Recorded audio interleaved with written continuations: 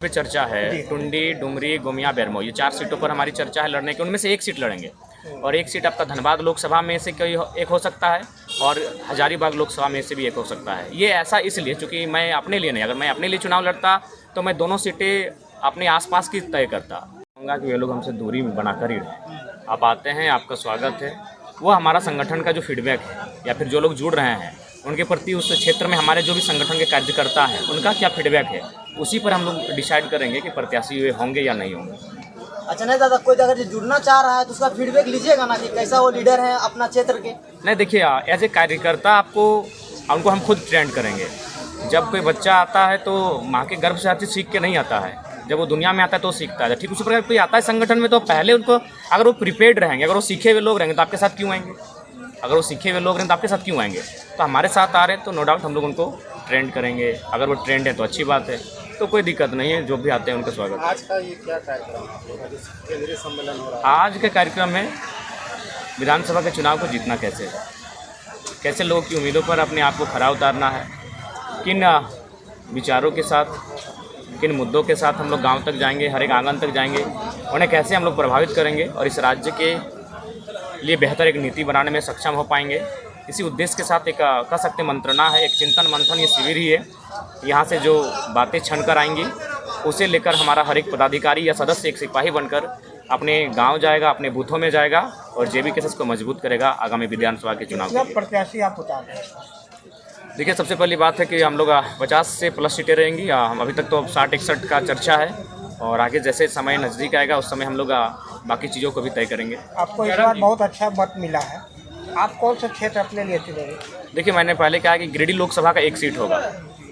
गिरिडीह लोकसभा देखिए, उसमें से 4 सीटों पे चर्चा है, टुंडी, डुमरी, गोमिया, बेरमो, ये 4 सीटों पर हमारी चर्चा है लड़ने की। उनमें से एक सीट लड़ेंगे और एक सीट आपका धनबाद लोकसभा में से कोई एक हो सकता है और हजारीबाग लोकसभा में से भी एक हो सकता है। ये ऐसा इसलिए क्योंकि मैं अपने लिए नहीं, अगर मैं अपने लिए चुनाव लड़ता तो मैं दोनों सीटें अपने आसपास की तय करता।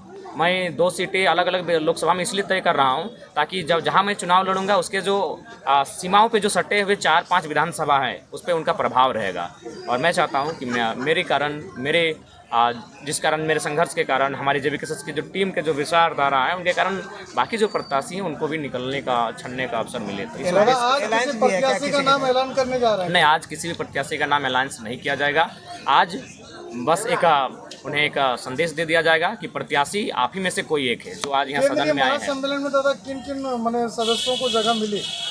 देखिए, जो केंद्रीय कमेटी में है तमाम विंग उनको जगह मिली है और धनबाद और बोकारो जिला मेजबानी कर रहा है, इसलिए धनबाद बोकारो की डिस्ट्रिक्ट टीम को। जयराम जी, झारखंड का सबसे ज़्यादा मुद्दा जो है वो है युवा का पलायन जी, जो यहाँ से जाके कहीं और नौकरी के तलाश में जाते हैं। आपने अभी कहा कि आज का जो आपका सभा था वो चुनाव संबंधित था। अगर जेबी के से सत्ता में आती है, अगर सत्ता की बागडोर जयराम महतो के हाथ में आती है तो ये पलायन को रोकने के लिए, झारखंडी युवा को झारखंड में रोजगार दिलाने के लिए आप क्या करेंगे? सबसे पहली बात देखिए, अगर आप झारखंड को जानते हैं तो प्रमुखतः एक सरकारी नौकरियों के अलावा 2 सेक्टर हैं जहां हम लोग रोजगार को सृजन करते हैं, एक औद्योगिक क्षेत्र और एक माइंस का क्षेत्र।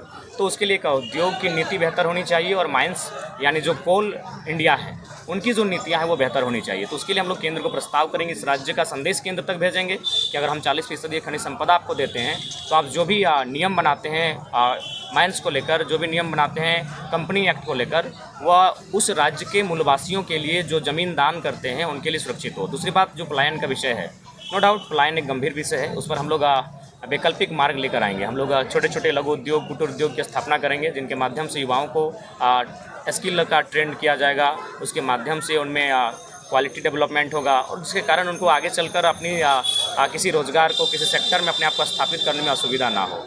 हम लोग पर्यटन को फोकस करेंगे क्योंकि पर्यटन के लिए झारखंड बेहतर विकल्प के रूप में है।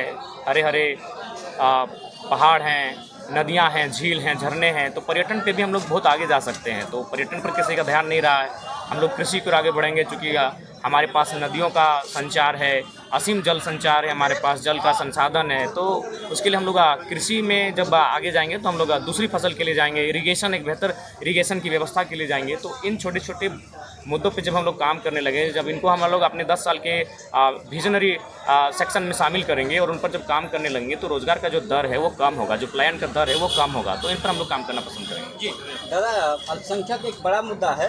तो अल्पसंख्यक को किस प्रकार से जब केसेस में लाया जाए जो इस बार जीत का फैक्टर देखिए, आप जो बात कह रहे हैं, आप मेरे बगल में ठीक दाहिनी ओर बैठे हैं, उस शख्स का नाम है इखलाक अंसारी। शायद आज से लोकसभा चुनाव से ठीक पहले शायद आप इनसे परिचित नहीं थे। तो हमने तो अल्पसंख्यक को बहुत बड़ा सम्मान दिया, आज बहुत बड़ा सम्मान दिया। 14 लोकसभा की सीटें हैं। इंडिया गठबंधन किसी का साहस नहीं हुआ कि एक मुस्लिम घर के बेटे को टिकट देने का काम करे या फिर जो अल्पसंख्यक समुदाय से आते हैं उनको टिकट देने का काम करे। उनको केवल दरी कुर्सी बिछाने का कार्य किया। उन्होंने उनसे अगर वोट भी लिया तो मजबूरी में लिया कि मजबूर होकर हमें वोट करे, लेकिन हमने मजबूती देने का काम किया। आज इखलाक अंसारी 80,000 लेकर आए हैं, तीसरे नंबर पर हैं, लेकिन प्रत्येक दिन कम से कम 8 मामलों का सॉर्ट आउट करते हैं, चाहे वो मामला थाना से संबंधित हो, चाहे वो मामला प्रखंड संबंधित हो, चाहे वो मामला कोई कंपनी से संबंधित हो। तो ये 80,000 वोट में अगर ये 8 मामलों को सॉर्ट आउट कर रहे हैं, तो अगर ऐसे लोग अगर आगे आएंगे तो सोचिए कितने मामलों का निष्पादन करेंगे। जयराम जी, एक बड़ी सवाल कि आज के जिस सम्मेलन का आप किए उसमें से एक सवाल उठाया जाएगा ऑपोजिशन की तरफ से कि जो खेत खलियान में सभा करते थे आज जो है टाउन हॉल में करने लगे, क्या कहिएगा? देखिए, कुछ चीज़ों को आपको सिस्टम में ढालना पड़ता है। नो डाउट हम भी भविष्य में प्रयास करेंगे कि आज टाउन हॉल की जो व्यवस्था है, ये पारसनाथ पहाड़ या फिर झुमरा पहाड़ के आसपास जब हम सरकार में आएंगे तो हम सबसे पहले तो हम लोग एक प्रयास करेंगे कि एक शानदार जितने एरिया में टाउन हॉल फैला है, इसी आसपास के एरिया में से हम चारों तरफ पेड़ लगाएंगे और उन पेड़ों का आकार ऐसा बनाएंगे जो टाउन हॉल के रूप में बने।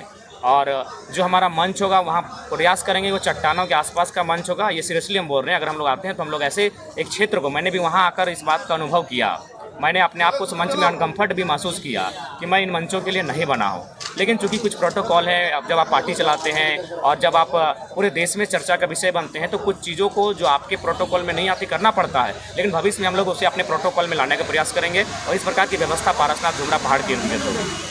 चलिए दादा, अंत में एक सवाल, विशेष संदेश कुछ देना चाहिएगा जो लोग यहाँ नहीं पहुँच पाए हैं? उनको यही संदेश देना चाहेंगे कि देखिए, आज 2.5 वर्षों से हम लोग का संघर्ष कैसा रहा, हम लोग किस स्ट्रेटजी के साथ झारखंड में रहें, उसका आशीर्वाद देने का अवसर आया है। विधानसभा के चुनाव में जनता जनार्दन का आशीर्वाद मिले और इस बार आप वोट जाति धर्म और नेताओं आपके रिश्तेदार लगते हैं इसलिए ना करें, इसलिए उनको वोट करें कि जो मुद्दे की बात करता है उस मुद्दे का समाधान करने के लिए चिंतन मंथन करता है। आज के इस गुप्त मीटिंग से ये पता चल पाया क्या कि आपके उम्मीदवार का जो है फर्स्ट लिस्ट? नहीं, ये मीटिंग भले हम लोग बातें गोपनीय है, लेकिन मीटिंग सार्वजनिक है। मीटिंग के बारे में पूरी दुनिया जानती है। बस जो बातें हैं वो गोपनीय तरीके से एक बंद कमरे में की जा रही हैं, लेकिन बैठक के बारे में जानकारी पूरे जहां को है। अच्छा जयराम जी, विधानसभा चुनाव के बाद अगर जरूरत पड़ी तो आप किस खेमे में जाना? देखिए, हम लोग या इंडिया? देखिए, सबसे पहली बात है कि मैंने बार बार कहा कि जो राज्य के हितार्थ के बारे में सोचेगा, जो पेन पेपर में राज्य के विषयों को लिख कर देगा, सोचा जाएगा। नहीं तो हम लोग विपक्ष में बेहतर मजबूती के साथ विपक्षी भूमिका में रहेंगे और आगे के भविष्य के लिए संघर्ष करेंगे। सूर्य सिंह बेसरा आपके साथ कोई बैठक रखे हैं कल, उसमें आप लोग शामिल हो रहे हैं कि नहीं? हमारे प्रतिनिधिमंडल जाएंगे कल, हम लोग का स्वयं कार्यक्रम है, तो वहाँ हमारे रांची की जो टीम है वो जाएंगे। धन्यवाद, जोहार, नमस्कार, आदाब।